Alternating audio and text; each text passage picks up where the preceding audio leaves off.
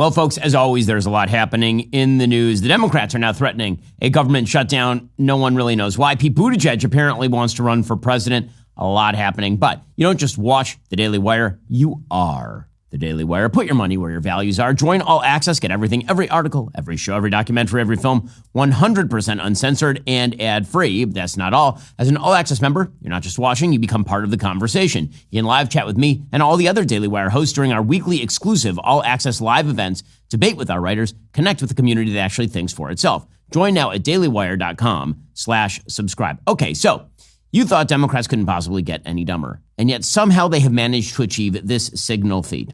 The reason I say this is because right now, President Trump is having some trouble when it comes to the economy. Obviously, the Dow Jones Industrial Average is off significantly since he took office. There's a lot of concern about the possibility of recession in the near future in the United States, despite some pretty strong economic fundamentals. And in the polling data, President Trump is actually moving the wrong way on the economy.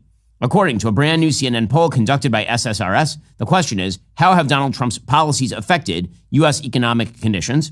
51% say worsened conditions. 28% say improved conditions. 21% said have no effect. Okay, so that is not a great number for President Trump. 51% again say worsened conditions. 21% say have no effect. Well, if things start to get worse, that 21% is going to cave into the 51%. You're going to end up with 3/4 of Americans who are going to blame President Trump if the economy goes south in all likelihood. Only 44% of Americans currently approve of how President Trump is handling the economy, inflation. In terms of helping the middle class, 43% approve. Only 39% approve of President Trump's tariffs.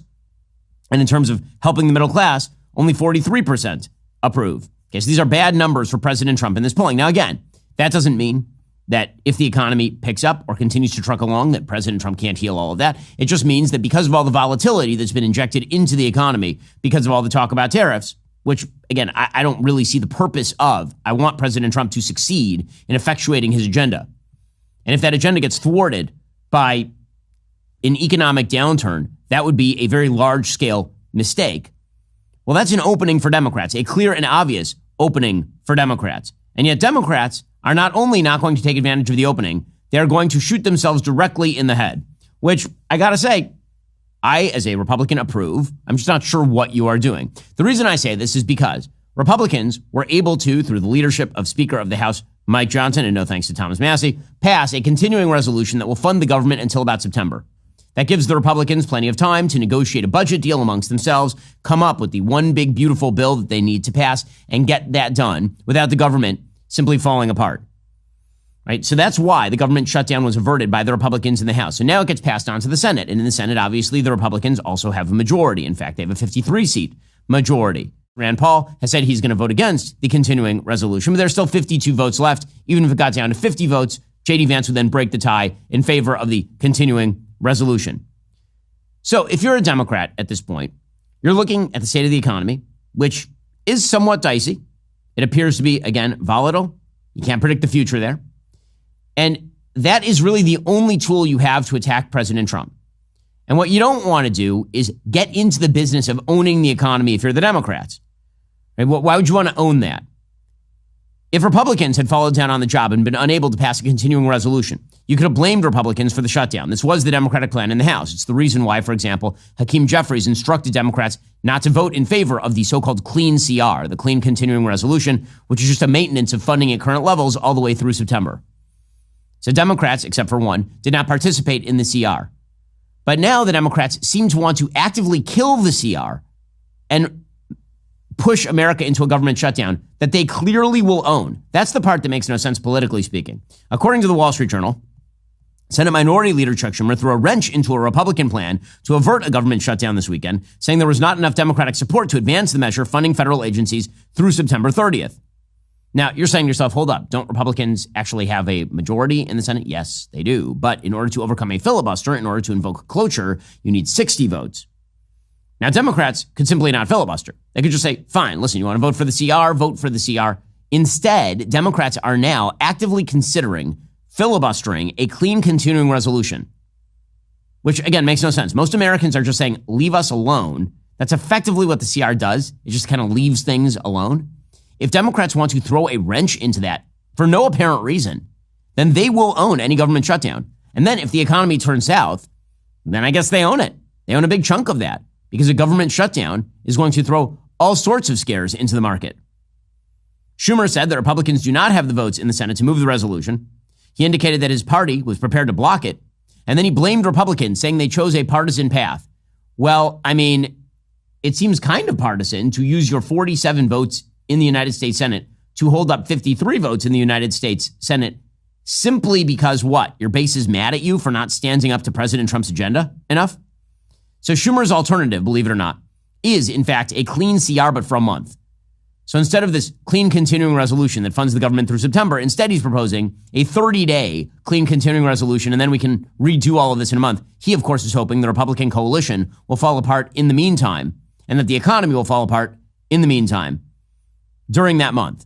Right? If they got what they wanted, there'd be a month of continuing resolution. He's hoping the stock market crashes in that interim month, and then he won't be blamed no matter what happens. But what he's doing right now makes no political sense. He is injecting Democrats into the middle of the most dicey proposition for the Trump administration. It's bizarre. It really is strange. Just as an analyst of politics, I don't understand any of the logic here. The first rule of politics is do not get in the way of your opponent making a mistake. Do not interrupt your enemy when your enemy is making a mistake.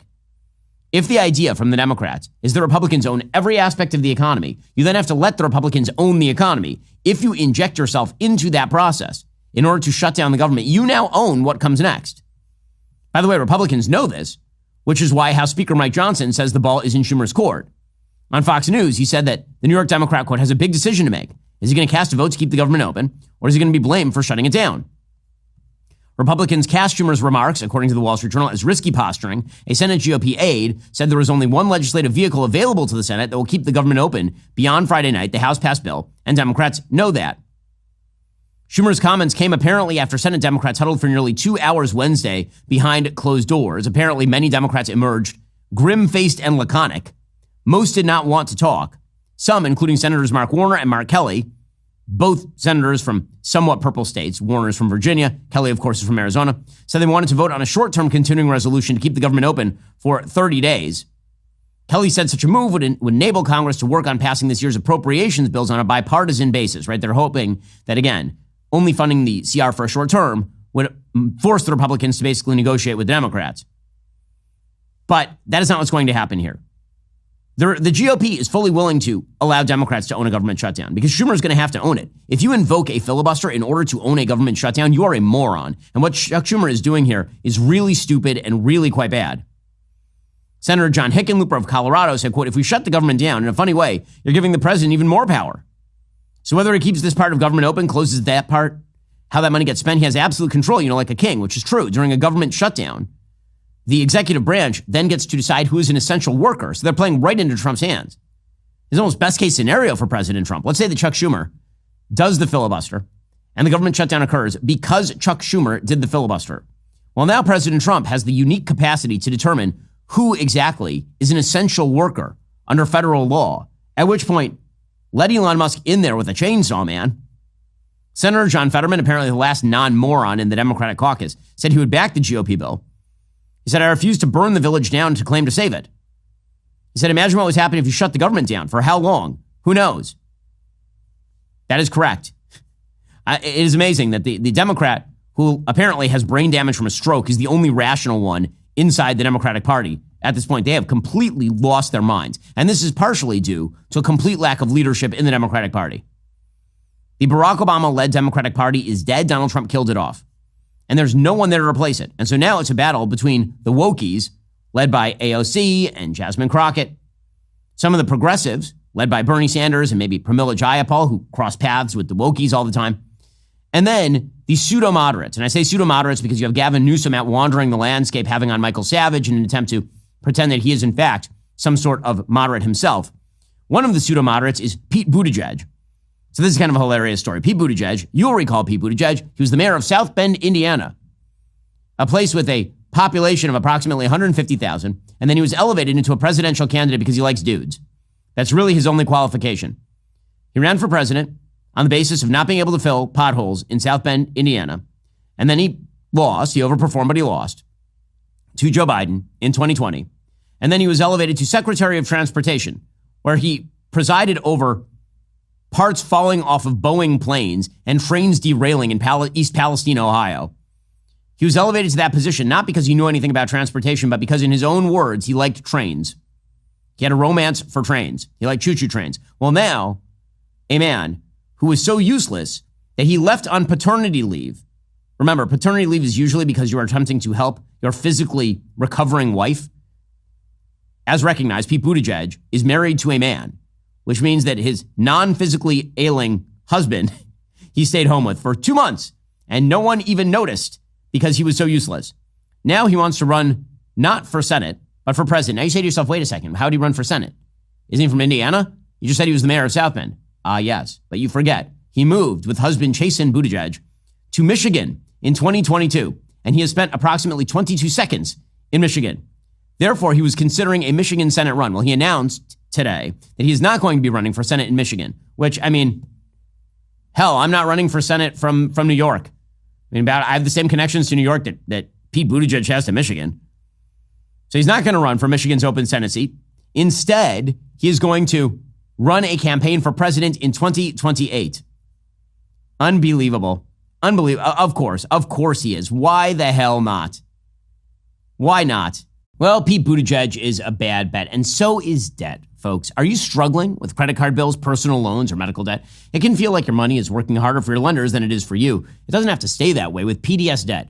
PDS Debt doesn't just manage your debt, they help you take back control. Their platform looks beyond the numbers to understand your specific financial situation and creates a personalized plan tailored just for you. No generic solutions, just a clear path to financial freedom that fits your life. The best part? There's no minimum credit score required. Whether your credit is less than perfect or just somewhere in the middle, PDS Debt is ready to help you save more, pay down debt faster, and finally start building your savings again. And I know a lot of people who've gotten behind that debt 8-ball. It is absolutely brutal. And if those credit card numbers start piling up, it can actually just ruin your life.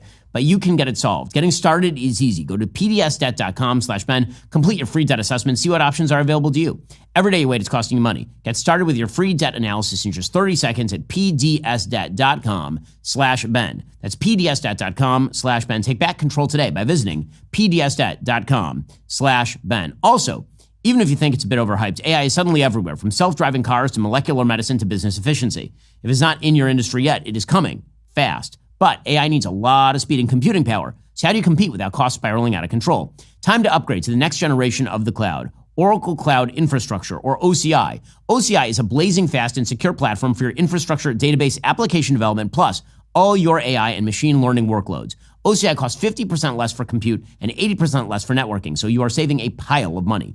Thousands of businesses have already upgraded to OCI, including Vodafone, Thomson Reuters, and Suno AI. Right now, Oracle is offering to cut your current cloud bill in half if you move on over to OCI. For new U.S. customers with minimum financial commitment. Offer ends March 31st. See if your company qualifies for the special offer at oracle.com/Shapiro. That's oracle.com/Shapiro. Again, I've been using AI consistently all the time. My company is using AI, which is why we rely on Oracle. Go check them out right now, oracle.com/Shapiro. That's oracle.com/Shapiro. David Axelrod said, quote, Pete was an A-list recruit. He would have been a formidable candidate for the Senate had he chosen to run. But had he won in 26, it would almost certainly have taken him out of the conversation for 28. This certainly keeps that option open. Sure. Yeah. Okay, fine. This is Pete Buttigieg. That's the one you choose for the or maybe Politico is pushing Rahm Emanuel, the former mayor of Chicago, who did such a spectacular job that Chicago is now one of the most sought-after places to live in America. That'd also be the guy who is chief of staff to Barack Obama, famous for leaving dead fish. I'm not kidding. This when he was in Congress, he'd leave dead fish, apparently, and near his congressional colleagues to threaten them to vote in particular ways, like The Godfather.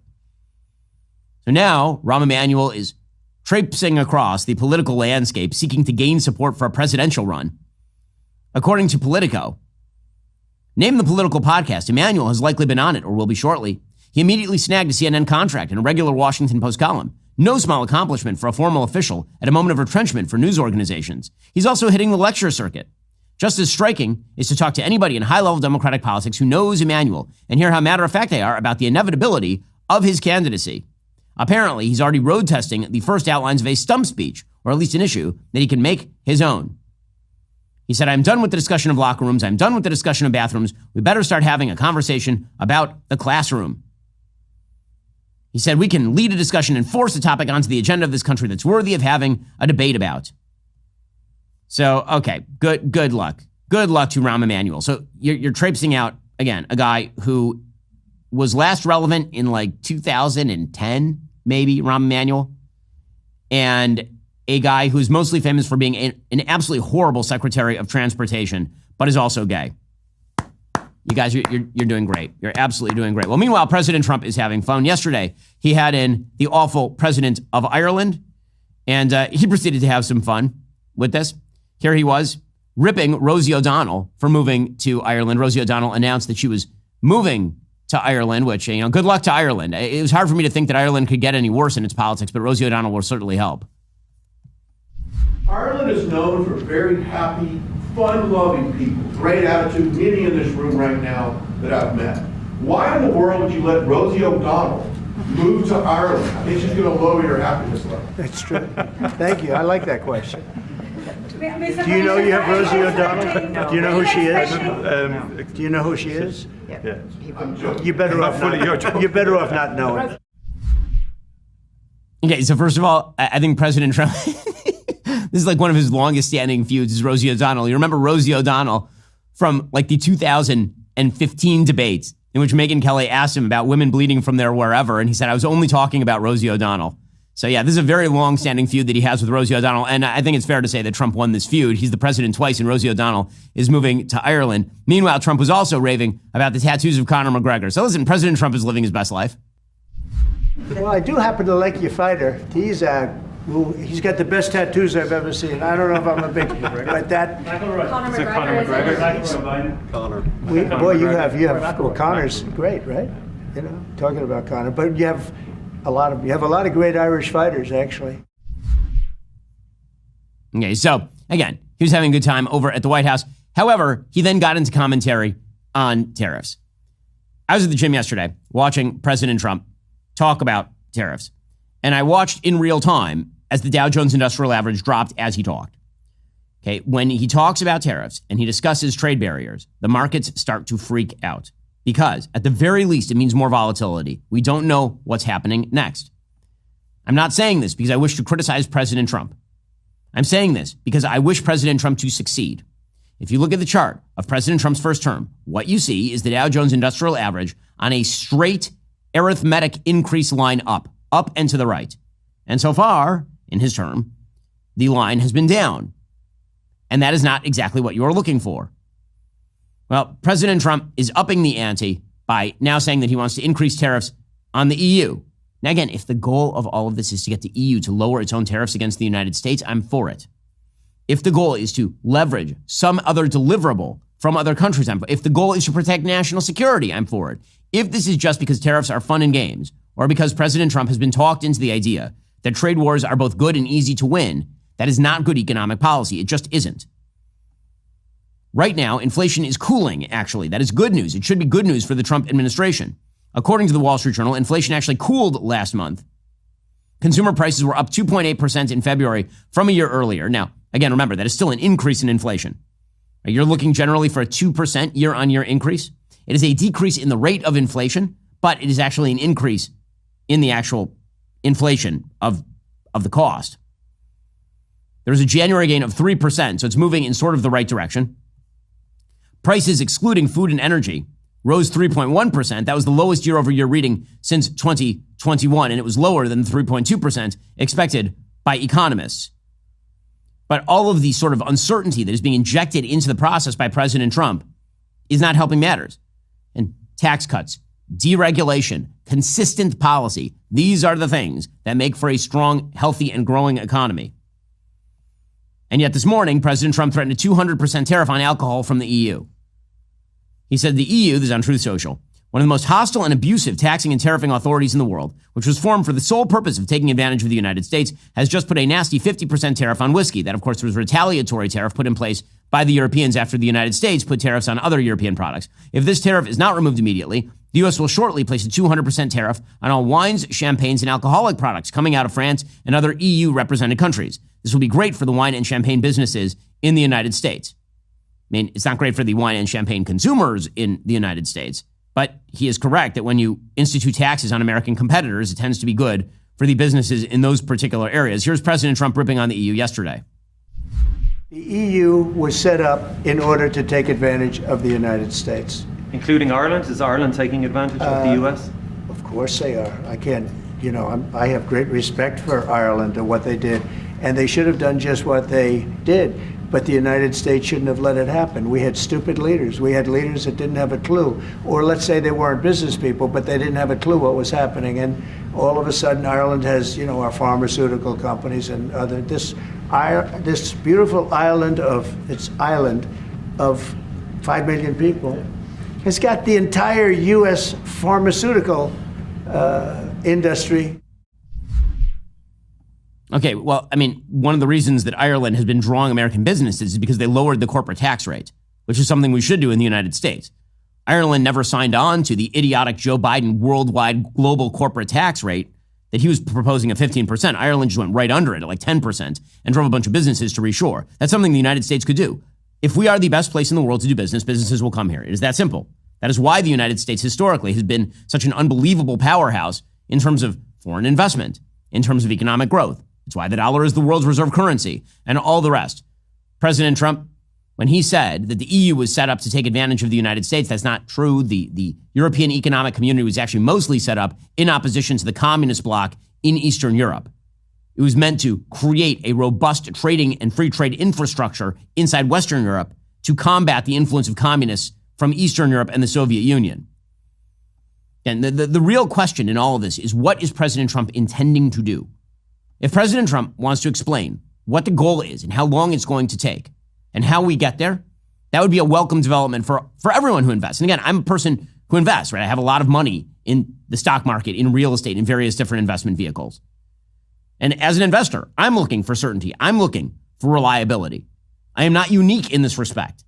The markets are speaking as a sort of aggregated knowledge of pretty much everybody who has money in the markets. Well, President Trump is relying on some advisors like Peter Navarro. Peter Navarro has always been a sort of trade hawk who has sought higher tariffs as a form of actual positive policy. So this is where we're going. We're going to a world just like Reagan went from his inauguration to the middle of his term, where it was the Reagan miracle. This is going to be the Trump golden age of prosperity miracle. And it's much bigger than Ronald Reagan ever dreamed of or imagined. And it's going to be that much better. Salute to Ronald Reagan, but really salute to the commander-in-chief right now. Again, his mouth to God's ears. That's what we're all rooting for. But the tariff policy is, in fact, a wrench in the plans of the Trump administration. Caroline Leavitt, whose job it is to defend the president's policies, obviously, from the White House podium, she says that President Trump is going to continue to use tariffs. The president is effectively utilizing tariffs, not just as a negotiating tactic, but actually implementing them, as we saw with the 25% tariff on steel and aluminum, to bolster those industries here in the United States, to advance our national security interests, to create good-paying jobs here at home. And you've actually seen the steel and aluminum industries applaud those tariffs as being good for their manufacturing, for their revenue, and for their workers, most importantly. And so the president will continue to effectively utilize tariffs while, again, driving down the cost of living in this country. Okay, so, again, the kind of notion that we actually need to protect, as a sort of matter of national security, the domestic American steel industry, there are problems with that basic idea. So I thought this would be an excellent time to ask our sponsors over at Perplexity, quote, what percentage of total U.S. steel production goes to U.S. military consumption? In other words, the U.S. military consumes steel. Of the total U.S. steel production, how much of that steel is consumed by the U.S. military? Because if we're kind of even, you would imagine, okay, fine, we need to subsidize U.S. steel production. We need to protect U.S. steel production. If, let's say, that 70% of all U.S. steel was consumed by the military, you'd be like, yeah, we really need to protect that. As it turns out, that is not the number. Quote, according to recent data, the percentage of total U.S. steel production that goes to U.S. military consumption is relatively small. The American Iron and Steel Institute reported that in 2020, military applications represented approximately 3% of annual domestic steel production. However, some sources suggest that the actual figure may be even lower, with the Pentagon historically purchasing significantly less than 1% of the U.S. steel industry's output. So, yeah, in other words, the idea that you need like massive steel tariffs to protect the American steel industry so that our military has access to the materials it needs, that doesn't line up with the factual reality here. The predictable effect of all of this is that the EU is going to unleash new tariffs. Canada is unleashing new tariffs as well. According to the Washington Post, both the EU and Canada hit back Wednesday at President Trump's steel and aluminum tariffs with levies of their own on billions of dollars worth of U.S. products, including bourbon and motorcycles, while warning of further retaliation as well. Apparently, the European Commission, which is the executive branch of the EU, according to the Washington Post, said it will reimpose tariffs dating to Trump's first term on April 1st. European Commission President Ursula von der Leyen said, "We deeply regret this measure. Jobs are at stake, prices up, nobody needs that." And by the way, if you're trying to face down Chinese predation and Chinese growth, actually pushing away countries that are then going to turn to China for more of their product and to Chinese markets, that's not the way to do this on sort of a national security basis. But folks, none of this is a great way to face down Chinese growth. The fact is that China is a geopolitical enemy of the United States. They do everything from cheating on trade to stealing our IP to maybe threatening your identity. Tax season is upon us. While we may be weary of numbers, some deserve our immediate attention. $16.5 billion in IRS refunds flagged for potential identity fraud last year. Identity theft tax fraud surged by an alarming 20% in 2024 alone, affecting thousands of unsuspecting Americans. But there is hope in these numbers as well. LifeLock vigilantly monitors 100 million data points every second, creating a shield around your financial identity when it matters most. Their sophisticated systems work tirelessly to protect your personal information. Should the worst happen, their dedicated U.S.-based restoration specialist will make it right, backed by their comprehensive $1 million protection package. They don't just promise help, they guarantee restoration or your money back, no questions asked. One of my producers, Jess, currently uses LifeLock. She's emphasized the peace of mind that comes with knowing their experts are always monitoring her sensitive information for suspicious activity. This tax season and beyond, do not face the growing threat of identity theft alone. Find peace of mind and unmatched security with LifeLock Identity Theft Protection. Your financial identity deserves nothing less. Join now. Save up to 40% your very first year. Call 1-800-LifeLock. Use promo code Ben or go to LifeLock.com/Ben for 40% off. Terms apply. Also, let's talk about that car you own. You know, the one you're not using, the one that's rusting in the front yard, the one you're paying to keep registered and insured. It's taking up space on the driveway. It's just sitting there. It's not doing anybody any good. Well, here's what you should do about that car. You should give Cars for Kids a call and have them take care of it for you. That's right. Just give them the info. They'll come to you as soon as the next day. Take that car right off your hands at no cost to you. Even better, they'll turn that car into funds to help kids. So visit carsforkids.org/Ben. That's KARS with a K. And then the number 4. To donate, call KARS for Kids directly. Cars for Kids directly at 1-877-CARS for Kids. They will get that car picked up for you. Plus, you get a tax deduction and vacation voucher. Who doesn't want those things this time of year? They've been around for 30 years. They've done this over 1 million times. Call now or head on over to carsforkids.org/Ben to help fund kids' futures today. That's carsforkids.org/Ben. Remember, that's Cars with a K. Again, that's carsforkids.org/Ben. And you're not doing anything else with that junky old vehicle. You may as well give it to your friends over at Cars for Kids. Go check them out right now. carsforkids.org/Ben. That's Cars with a K. Meanwhile, Canada is turning toward the left, not toward the right. And if you want parties who are more right-wing elected in allied countries, then perhaps what you ought to do is not provide fodder to the opponents of those allies in those countries. If Pierre Poilievre becomes not the Prime Minister of Canada because of President Trump's tariffs, that is not going to be a good thing. Meanwhile, the Canadians are injecting their own brand of uncertainty into the markets because they're saying to everybody else, listen, if President Trump is coming after us, who the hell won't he come after? We have like a free trade agreement that we signed with President Trump that he negotiated in his first term, and he's still coming after us. According to Politico, Foreign Minister Mélanie Joly plans to welcome her G7 counterparts to Quebec with a warning, quote, if the U.S. can do this to us, their closest friend, then nobody is safe. Joly told reporters in Ottawa on Wednesday she plans to raise the issue with European and British members, advising them Canada is the canary in the coal mine. Speaking to reporters from Ireland on Wednesday, Secretary of State Rubio said that there will be a lot to talk about at the G7 meeting. Quote, it is not a meeting about how we're going to take over Canada.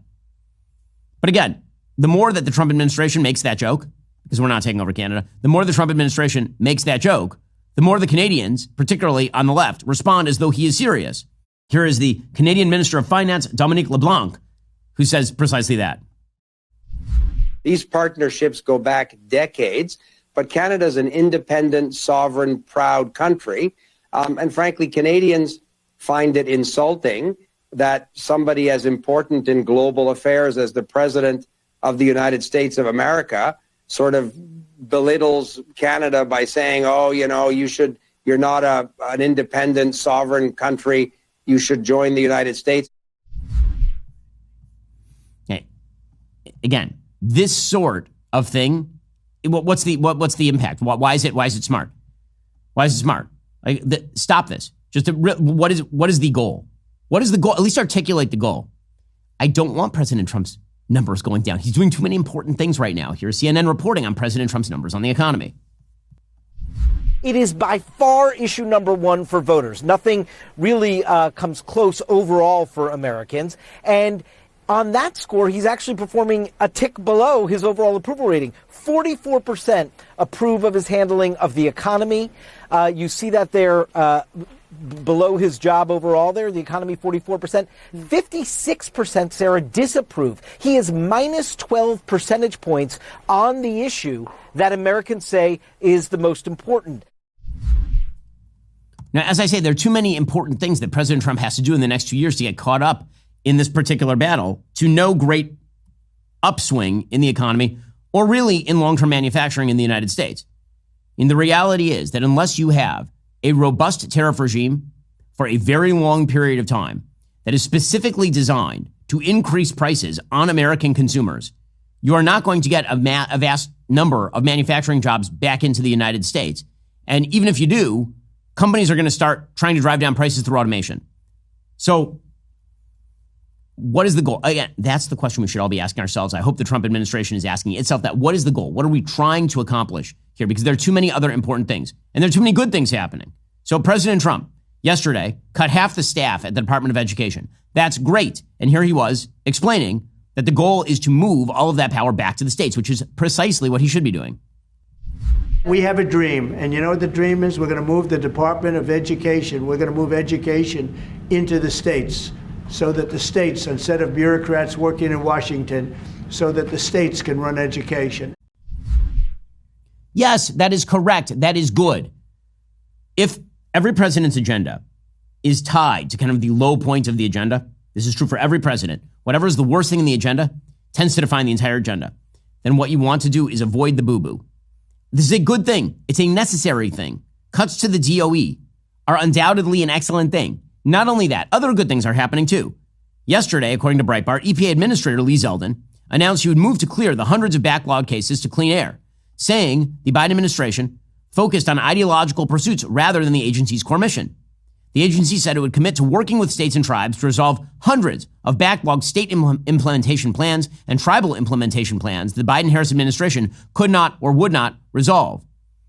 The EPA administrator wrote, quote, with more than 140 million Americans living in non-attainment areas around the country, cooperative federalism and clearing out the state implementation plan backlog will make significant strides to improving the air we breathe.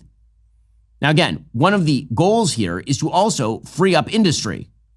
The Clean Air Act requires the EPA to review and approve all of the so-called SIPs that meet the requirements of the law. But many states have raised concerns about being punished for emissions outside the control of their state and air quality monitors not being placed in the most logistical areas. The EPA says that it's going to make sure that air quality is protected, but also they're going to generate more economic growth by getting rid of stupid regulations and stupid regulatory overreach. Zeldin said the EPA is going to aggressively pursue an agenda powering the great American comeback. That is our agenda we wanted to announce with you. EPA wants to help power the great American comeback. This is the kind of stuff that needs to be focused on. Like, let's focus on those things. Meanwhile, it's funny. If you go back to that CNN poll, what you will see is that when it comes to handling the federal budget, President Trump's highest approval ratings are in that particular area. He's got immigration at 51%, handling the federal budget at something like 48%. And that's due to Elon Musk. Right? Elon Musk is out there doing Doge, and the media are still fulminating over all of this, complaining about Elon Musk. The reality is that President Trump has handled this whole situation with aplomb. He's handled it quite brilliantly, actually. Allowing Elon Musk to be the face of Doge means that Elon takes all the incoming. Elon is not an elected official. Elon is the richest person in the world. Elon owns X. So Elon can take it. It's not just that Elon can dish it. Elon can take it. Meanwhile, President Trump can sit over here and just reap the benefits of having a very, very famous person be the focus of the ire of his opposition, while the good effects are actually accruing to his administration. Meanwhile, the media don't know how to handle it. Dana Bash on CNN had maybe the funniest line yesterday. She was talking about big balls again. This would be one of the young Elon Musk staffers who's going through the federal government. And she started talking about apparently how Elon Musk likes when she says balls on TV. I don't even know what's happening now.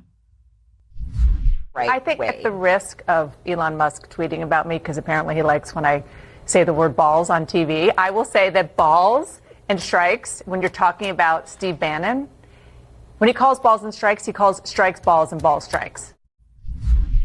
Yeah, boy. Okay. Great things happening over at CNN. And the complaints by people like Rashida Tlaib about how Elon Musk is being funded by the government, they just don't ring true. So Rashida Tlaib was out there screaming yesterday about how billionaires are being funded and Medicaid is being cut. Medicaid is not being cut. Here we go. Stop lying to the American people. Some of you have over 50, even some is over 60% of folks that depend on Medicaid. That's right. So when we say fund care, not billionaires, we mean it. Oh, man. These are the best the Democrats have to offer. Again, credit to John Fetterman for being the only sane person in the building. He was on MSNBC, and MSNBC was suggesting once again that the Republicans were in league with the oligarchs. And Fetterman's like, come on, man, really? And I was asked Democrats, like, start talking like a regular person. Most people are not sure what an oligarch is. You know, it's like, okay, is an oligarch, is it like a rich dude or woman? Okay, well, but there's also a little secret too. Democrats, you know, we like billionaires if they're giving to our causes or to our party as well too. But there's a difference. Hold on. There's a difference between a very wealthy unlimited donor. money. It's unlimited money. That's the poison of American democracy. I'm not sure if they necessarily are motivated just, you know, based on money. When, you know, most of those folks, whether it's Bezos or Musk, they have far more than you can spend in 100 lifetimes. So for that, I think, you know, I think scarcity defines the luxury. So that's why a lot of them want to be engaged on that, because they have unlimited money. So I think they want to just be part of the conversation. Again, leave it to the man with brain damage to be the only intelligent person inside the Democratic Party. Meanwhile, other important things being done by the Trump administration. Yes, we should be deporting Hamasniks. I don't even know why this is controversial. If you are a supporter of Hamas here on a visa, here on a green card, you should go. We don't need more of you. I'm confused as to why this is even an issue. Again, we're not talking about American citizens who are participating in speech we don't like. We are talking about people who are here as guests of the United States or trying to earn their way into citizenship. This notion that they magically ought to be treated exactly the same as natural-born American citizens or people who have already earned their citizenship is like, if that's the case, then why do we even have immigration standards at all? Maybe we just shouldn't. Maybe being a terror supporter should just not be on your immigration application. This is all absurd. Marco Rubio had the best response to this yesterday. Secretary of State Rubio has invoked his power as the Secretary of State to say that this guy is a foreign policy threat, which he's a member of a group that actively called for armed uprising against Western civilization. Here is Secretary of State Rubio yesterday. When you come to the United States as a visitor, which is what a visa is, which is how this individual entered this country, as on a visitor's visa, okay, you are here as a visitor. We can deny you that visa. We can deny you that if you tell us when you apply, hi, I'm trying to get into the United States on a student visa. I am a big supporter of Hamas, a murderous, barbaric group that kidnaps children, that teenage girls, that takes hostages, that allows them to die in captivity, that returns more bodies than live hostages. If you tell us that you are in favor of a group like this, and if you tell us when you apply for your visa, and by the way, I intend to come to your country as a student and rile up all kinds of anti-Jewish student, anti-Semitic activities, I intend to shut down your universities. If you told us all these things when you applied for a visa, we would deny your visa. I hope we would. If you actually end up doing that, once you're in this country on such a visa, we will revoke it. And if you end up having a green card, not citizenship, but a green card as a result of that visa while you're here in those activities, we're going to kick you out. This seems inarguable, and yet Democrats are somehow finding a way to argue with all of this. The lawyer for Mahmoud Khalil read a letter from Mahmoud Khalil's wife yesterday suggesting he had been kidnapped. Oh, the irony. Oh, the irony of a man who cheers for actual kidnappings by a terrorist group claiming he has been kidnapped because the legal process is now kicking him out of the country for being a supporter of that terror group. My husband was kidnapped from our home, and it's shameful that the United States government continues to hold him because he stood for the rights and lives of his people. I demand his immediate release and return to our family. His disappearance has devastated our lives. Every day without him is filled with uncertainty, not just for me, but for our entire family and community. I'm sorry, the family of Idan Alexander, the American citizen being held in Gaza by Hamas, would like to have a word. I've yet to see the Democrats tweeting out free Idan Alexander, an actual American citizen being held by an actual honest-to-God terror group, kidnapped into Gaza. And yet here we have this lawyer for the wife reading a letter in which she claims that he was kidnapped. Nope, that's called the legal process taking place. Right now, Khalil is being held in Louisiana pending deportation. The U.S. District Court judge, a guy named Jesse Furman, who is heavily associated, shall we say, with family members of the left, his family members worked for the Obama administration, set a schedule on Wednesday for the lawyers to present written arguments later this week. He said his order to keep Khalil in an immigration detention facility in Louisiana was due not to the merits of any arguments, but to provide time to address the important issues his case raises. It's unclear where the case is going to be held. We have heard he has a green card. It is not totally clear whether that is true or not. We'll assume that he does for the sake of argument. Again, well, the real question in all this is how this guy got in the country in the first place. Like, who is actually analyzing the student visas? Who decided that America desperately needs someone who worked for the UNRWA in the United States to study at the Columbia School of International and Public Affairs, where apparently his only job was to agitate on behalf of Hamas? Amazing stuff. Meanwhile, Democrats embracing him full scale. A person who may in fact become the next mayor of New York, this person apparently is running second in polls to Andrew Cuomo right now, a person named Zohran Kwame Mamdani, went to an event yesterday at which Borders Are Tom Homan was, and he started trying to yell at Tom Homan. So first of all, I do like the hold me back element of this. Hold me back. If he got within an arm's length of Tom Homan would eviscerate him. Tom Homan is one of the scariest people I've ever been in a room with. We were in a room with him last week. And he is simultaneously one of the nicest people and one of the scariest people you will ever meet. Here is Zohran confronting the Trump borders czar over his immigration policy, including the policy surrounding Mahmoud Khalil. How many more New Yorkers will you detain? How many more New Yorkers without charge? Do you believe in the First Amendment? Do you believe in the First Amendment, Tom Homan? Yeah, hold them back. Hold them back. Okay, if Democrats want to do this, I guess they can do this all day long. Meanwhile, negotiations continue over the possibility of Ukraine-Russia ceasefire. As noted yesterday, the Ukrainians have embraced the idea of a 30-day ceasefire without preconditions at this point. They're hoping to negotiate for the return of their children, their actual kidnapped children. Kids have been kidnapped from Donbass and Crimea and sent back into Russia and placed with families who are not their own. Actually, I mean, it's horrific. Caroline Levitt at the White House said, "We hope that the Russians will accept this." The president's team continues to be in correspondence with the Russians. In fact, our national security advisor, Mike Waltz, had a call with his Russian counterpart today in a pursuit of ending this war and striking a peace deal with Russia and with Ukraine. We had great progress on that front yesterday with the Secretary of State and our national security advisor having those peace talks in Saudi Arabia. The Ukrainians have finally agreed to a ceasefire and have agreed to this long-term peace plan, and we expect, we hope, and we urge the Russians to do the same, and our team is currently working on getting this done. Secretary of State Marco Rubio is saying the same intelligence sharing has continued with the Ukrainians. It should, because one of the things that's happening right now is that the Russians are pushing very aggressively back against Ukrainian gains in Kursk, which is a Russian area. The reason the Ukrainians are trying to hold that is for purposes of negotiation. They want to say, you withdraw from here and we'll withdraw from there. The Russians are taking this time to really up the ante. Here's Secretary of State Rubio saying, listen, the Ukrainians are at the table. We await Russia's response.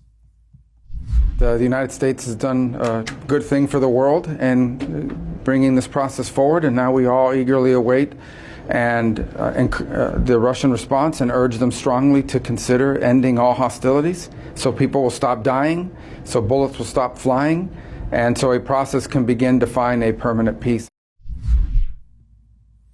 Okay, so the question now is whether Russia is going to take the United States up on this offer. It appears the answer for now is not even remotely.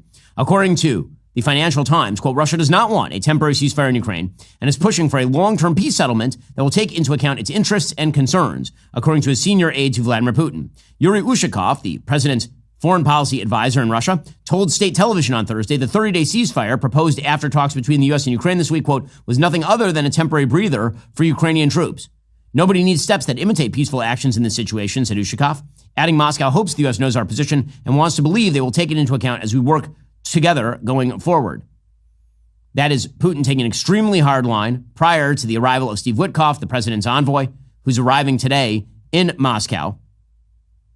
The demands that are being made right now are crazy from the Russians. I mean, they're just not doable.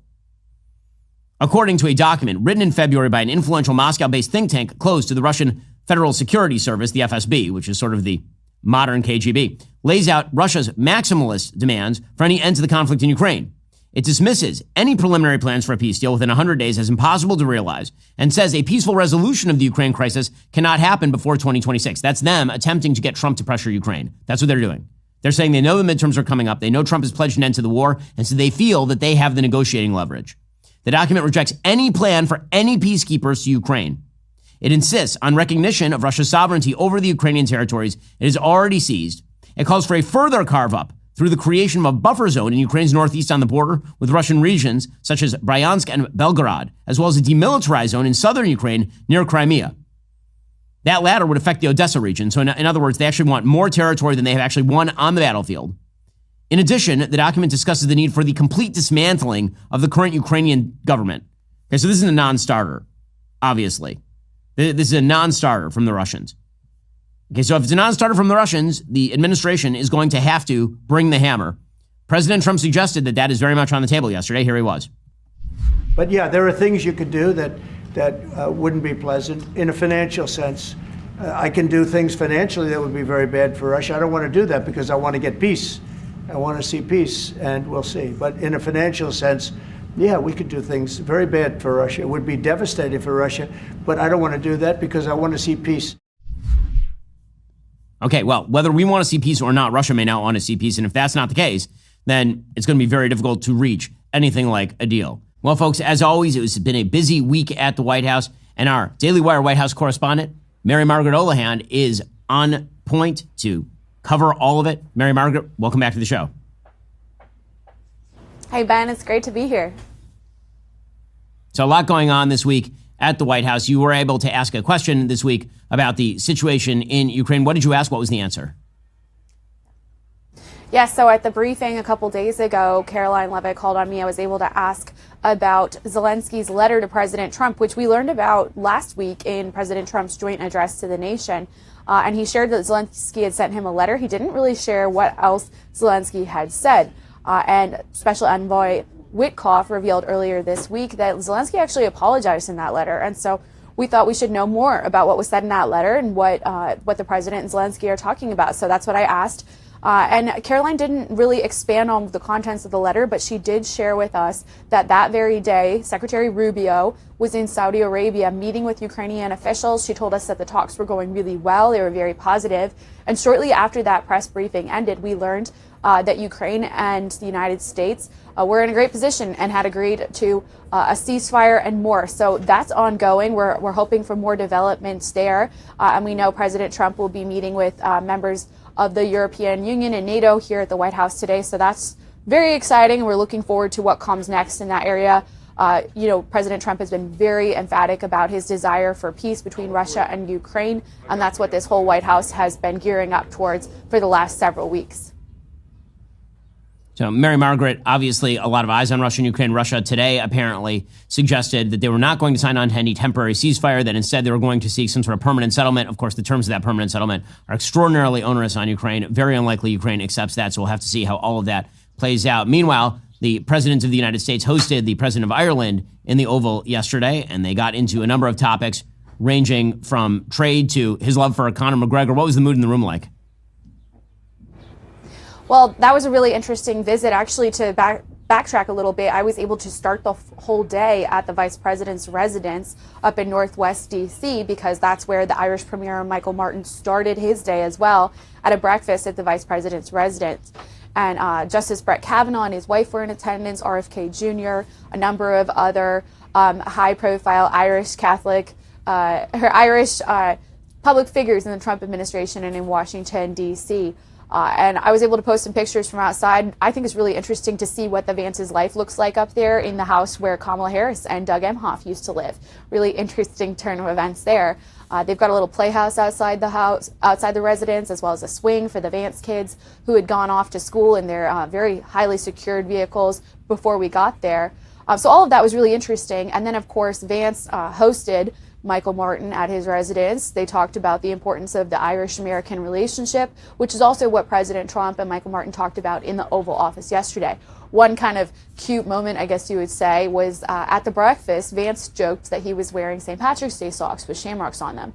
And he said to Martin, "You're going to have to defend me if President Trump doesn't like them because he's a very conservative dresser." Well, sure enough, later in the day in the Oval Office, President Trump kind of teased Vice President Vance about his socks, which, have these massive green shamrocks on them, and said he loved them. So that was a funny moment. Also, another one that was notable, Brian Glenn, another White House reporter, asked Michael Martin about Rosie O'Donnell, saying that she wants to move to Ireland.